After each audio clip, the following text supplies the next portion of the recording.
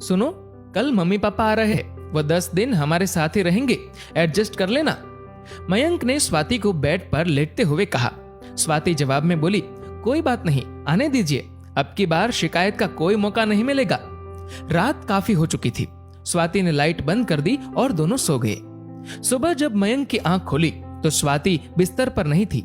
वो इधर उधर देख ही रहा था कि इतनी देर में स्वाति ने गर्मा गर्म चाय की प्याली मयंक के आगे कर दी और कहा, चाय ले लो। मयंक बोला, अरे तुमने आज इतनी जल्दी नहा लिया? हाँ, तुमने रात को बताया था कि आज मम्मी पापा आने वाले हैं, तो सोचा घर की थोड़ी साफ सफाई कर लूं। स्वाति ने चाय की चुस्की लेते हुए कहा, वैसे किस वक्त आ जाएंगे मम्मी पापा? मयंक बोला, दोपहर वाली गाड़ी से पहुंचेंगे, 4 तो बज ही जाएंगे। स्वाति, देखना कहीं पिछली बार की तरह। मयंक बात पूरी करता उससे पहले ही स्वाति बोली, नहीं नहीं, पिछली बार जैसा कुछ भी नहीं होगा, और उठकर रसोई की तरफ बढ़ गई। मयंक भी नहाने के लिए बाथरूम की तरफ बढ़ गया। नाश्ता करने के बाद मयंक ने स्वाति से पूछा, तुम तैयार नहीं हुई? क्या बात, आज स्कूल की छुट्टी है? नहीं, आज तुम निकलो, मैं ऑटो से पहुंच जाऊंगी, थोड़ा लेट निकलूंगी। स्वाति ने लंच बॉक्स थमाते हुए मयंक को कहा। बाय बाय कहकर मयंक बाइक से ऑफिस के लिए निकल गया और स्वाति घर के काम में लग गई। मुझे तो बहुत डर लग रहा है, मैं तुम्हारे कहने से वहां चल तो रहा हूं, लेकिन पिछली बार बहू से जिस तरह खटपट हुई थी, मेरा तो मन ही भर गया था। ना जाने ये 10 दिन कैसे जाने वाले हैं। मयंक के पिताजी मयंक की मम्मी से कह रहे थे। मयंक की मां ने पिताजी को हौसला देते हुए कहा, अजी भूल भी जाइए, बच्ची है, कुछ हमारी भी तो गलती थी, हम भी तो अपनी बहू से कुछ ज्यादा ही उम्मीद लगाए बैठे थे। उन बातों को साल भर बीत गया है, क्या पता कुछ बदलाव आ गया हो। इंसान हर पल कुछ नया सीखता है, क्या पता कौन सी ठोकर किसको क्या सिखा दे। मयंक की मां ये कहकर चुप हो गई और बीते पल याद करने लगी। 2 भाइयों में मयंक बड़ा था और विवेक छोटा। मयंक गांव से 10वीं करके शहर आ गया था आगे पढ़ने, और विवेक पढ़ाई में कमजोर था, इसलिए गांव में ही पिताजी का खेतीबाड़ी में हाथ बटाने लगा। मयंक बीटेक करके शहर में ही नौकरी करने लगा। स्वाति से कोचिंग सेंटर में ही मयंक की जान पहचान हुई थी। ये बात मयंक ने स्वाति से शादी के कुछ दिन पहले बताई। पिताजी कितने दिन तक नहीं माने थे इस रिश्ते के लिए, वो तो मैंने ही समझा बुझाकर रिश्ते के लिए मनाया था, वरना ये तो अपने दोस्त की बेटी अंजलि से ही मयंक का रिश्ता करने की जिद लगाए बैठे थे। स्वाति के घर वाले शादी के लिए गांव आए थे। 2 साल होने को आए उस दिन को भी। शादी के बाद दोनों शहर में ही रहने लगे। स्वाति भी प्राइवेट स्कूल में टीचर की जॉब करने लगी। पिछली बार जब गांव से आए थे तो मन में बड़ी उमंगे थी, पर 7-8 दिन में ही बहू के तेवर और बेटे की बेबसी के चलते जल्दी गांव वापस जाना पड़ा था। कई बार मयंक को फोन करके बोला भी कि बेटा गांव आजा मिलने, पर वो हर बार कह देता, माँ छुट्टी ही नहीं मिलती, कैसे आऊं। लेकिन मैं ठहरी एक माँ, आखिर माँ का तो मन करता है ना अपने बच्चे से मिलने का। बहू चाहे कैसा भी बर्ताव करे, काट लेंगे किसी तरह ये 10 दिन, पर बच्चे को जी भर कर देख तो लेंगे। अरे भगवान उठ जाओ, स्टेशन आ गया, उतरना नहीं है क्या? मयंक के पिताजी की आवाज मयंक की माँ को यादों की दुनिया से वापस खींच लाई। सामान उठाकर हम स्टेशन से बाहर आ गए और ऑटो में बैठकर घर के लिए रवाना हो गए। घर पहुंचे तो बहू घर पर ही थी। बहू ने हम दोनों के पैर छुए, फिर हमें ड्राइंग रूम में बिठाकर हमारे लिए ठंडा ठंडा शरबत लाई।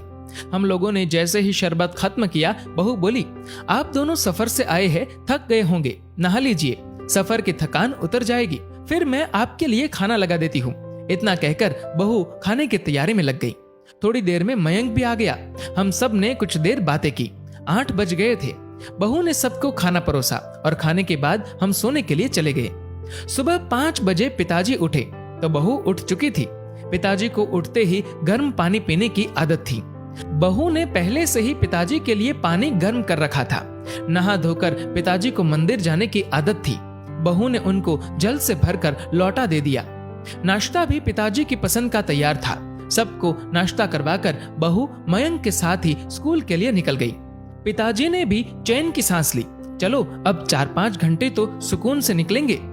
दिन के खाने की तैयारी बहू करके ही गई थी, सो मैंने 4-5 रोटियां हम दोनों के लिए बनाई और खा ली। स्कूल से आते ही बहू फिर से रसोई में घुस गई और हम दोनों के लिए चाय बना लाई। शाम में बहू हम दोनों को पास वाले पार्क में ले गई। वहां उसने हमारा परिचय वहां बैठे बुजुर्गों से करवाया। वो अपनी सहेलियों से बात करने लगी और हम अपने नए परिचितों से परिचय में व्यस्त हो गए। शाम के 7 बज चुके थे। हम घर वापस आ गए। मयंक भी थोड़ी देर में अपने काम से वापस लौट आया। हम सब ने एक साथ खाना खाया और फिर खूब सारी बातें की। बहू भी हमारी बातों में खूब दिलचस्पी ले रही थी। थोड़ी देर बाद सब सोने चले गए। अगले दिन रविवार था। बहू, मयंक और हम दोनों चिड़ियाघर देखने गए। हमारे लिए ताज्जुब की बात यह थी कि प्रोग्राम बहू ने बनाया था। बहू ने हमें खूब अच्छे से चिड़ियाघर दिखाया और शाम को इंडिया गेट की सैर भी करवाई। आखिर कल जब विवेक का फोन आया कि फसल तैयार हो गई है और काटने के लिए तैयार है, तो हमें अगले ही दिन गांव वापसी का प्रोग्राम बनाना पड़ा। रात का खाना खाने के बाद हम पैकिंग के लिए अपने कमरे में आ गए। पैकिंग करने के बाद हम सोने ही वाले थे कि इतनी देर में बहू हमारे कमरे में आ गई। बहू की आंखों से आंसू बह रहे थे। मैंने पूछा, क्या बात है बहू, रो क्यों रही हो? तो बहू ने कहा, पिताजी, माँ जी, पहले आप लोग एक बात बताइए, क्या पिछले 15 दिनों में कभी आपको ये महसूस हुआ कि आप अपनी बहू के पास है या बेटी के पास? नहीं बेटा, सच कहूँ तो तुमने हमारा मन जीत लिया। हमें किसी भी पल ये नहीं लगा कि हम अपनी बहू के पास रह रहे हैं। तुमने हमारा बहुत ख्याल रखा। लेकिन एक बात बताओ बेटा, तुम्हारे अंदर इतना बदलाव आया कैसे? बहू बोली, पिताजी, पिछले साल मेरे भाई की शादी हुई थी। मेरे मायके की माली हालत बहुत ज्यादा बढ़िया नहीं है। इन छुट्टियों में जब मैं वहां रहने गई तो मैंने अपने माता पिता को एक एक चीज के लिए तरसते देखा। बात बात पर भाभी के हाथों तिरस्कृत होते देखा। मेरा भाई चाहकर भी कुछ नहीं कर सकता था। मैं वहां उनके साथ हो रहे बर्ताव से बहुत दुखी थी। उस वक्त मुझे अपनी करनी याद आ रही थी कि किस तरह का सलूक मैंने आप दोनों के साथ किया था। किसी ने ये बात सच ही कही है कि जैसा बोओगे वैसा काटोगे। मैं अपने माँ बाप का भविष्य तो नहीं बदल सकती, लेकिन खुद को बदलकर मैं ये उम्मीद तो अपने आप में जगा ही सकती हूँ कि कभी मेरी भाभी में भी बदलाव आएगा और मेरे मम्मी पापा भी सुखी होंगे। बहू की बात सुनकर मेरी आंखें भर आई। मैंने बहू को कस कर गले लगा लिया। हाँ बेटा, एक दिन अवश्य ऐसा होगा।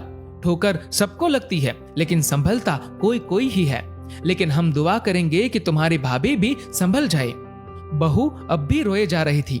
उसके आंखों से जो आंसू गिर रहे थे वो शायद उसकी पिछली गलतियों के प्रायश्चित के आंसू थे। दोस्तों, इस वीडियो को लेकर आपकी क्या राय है, नीचे कमेंट करके जरूर बताएगा। और अगर आपको ये वीडियो अच्छा लगा हो तो इस वीडियो को लाइक करेगा, ज्यादा से ज्यादा लोगों तक शेयर करेगा और ऐसे ही और भी इंस्पिरेशनल वीडियोस के लिए सब्सक्राइब करें हमारे यूट्यूब चैनल को और फेसबुक पर फॉलो करें हमारे पेज को। धन्यवाद।